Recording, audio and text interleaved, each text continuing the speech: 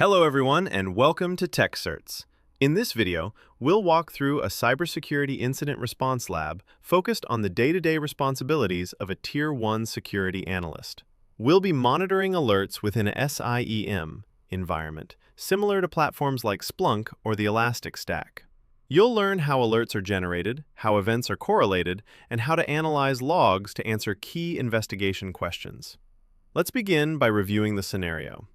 You are a Tier 1 security analyst monitoring alerts in a SIEM platform. A user has reported that their computer is running slowly after opening an email attachment. Based on this initial information, this strongly suggests a phishing attack involving a malicious attachment. However, we'll confirm this by analyzing the logs. Your task is to review the provided log data and correlated events, then answer questions to assess the scope and nature of the incident. Let's examine the log stream. We have timestamps, the SIEM console, the affected workstation, and the user account, in this case, JDOE. The severity level is marked as critical. Looking at the events, the first activity shows a successful user login from an assigned IP address. Shortly after, there is a failed login attempt using the admin account. Next, we see a process creation event, PowerShell.exe. This is often suspicious when triggered unexpectedly. Then, PowerShell script block logging is enabled, followed by detection of a Trojan download. At this point, the antivirus quarantines the file, which is a good sign. However, the logs continue. A DNS query is made to a suspicious domain. Outbound traffic is initiated to an external IP address. We then see an alert indicating possible command and control beaconing behavior. This suggests the compromised system is communicating with an attacker-controlled server. Additional events include administrative privileges being assigned to the user, evidence of lateral movement attempts, an unusual spike in outbound traffic. These are all strong indicators of an active compromise. This type of activity reflects what a Tier 1 SOC analyst might encounter on a daily basis. Now let's go ahead and answer the questions. Question 1. When did the incident most likely begin?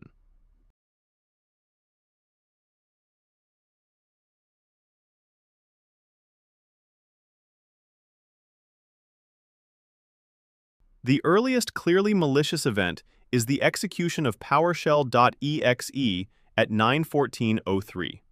Earlier events, such as the successful login, appear normal. The failed admin login attempt is suspicious, but could be unrelated noise. The PowerShell execution marks the start of malicious activity. Question 2. What is the most likely initial attack vector? The correct answer is a phishing email with a malicious attachment. This aligns with the user's report and the subsequent PowerShell activity. Question 3. Did the antivirus fully stop the threat? Although the antivirus successfully quarantined the malicious file, it did not fully stop the attack. The logs show that the payload was executed before quarantine, and suspicious behavior continued afterward. This means the system was already compromised. Question 4. Which log best indicates command and control activity? The key indicator is the outbound connection to a suspicious external IP address over an uncommon port. This suggests the system is communicating with a remote attacker-controlled server, which is characteristic of C2 activity. Question 5. What indicates potential privilege escalation?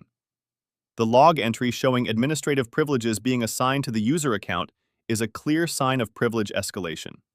This suggests the attacker elevated access after gaining initial entry. Question 6. Is the system likely compromised? Yes. The presence of command and control communication, privilege escalation, and lateral movement confirms a full compromise of the system. That's 6 out of 6, 100%. If you'd like to practice more scenarios like this, be sure to subscribe to the channel. I'll also provide a link to this lab so you can try it yourself. Thank you for watching, and I'll see you in the next video.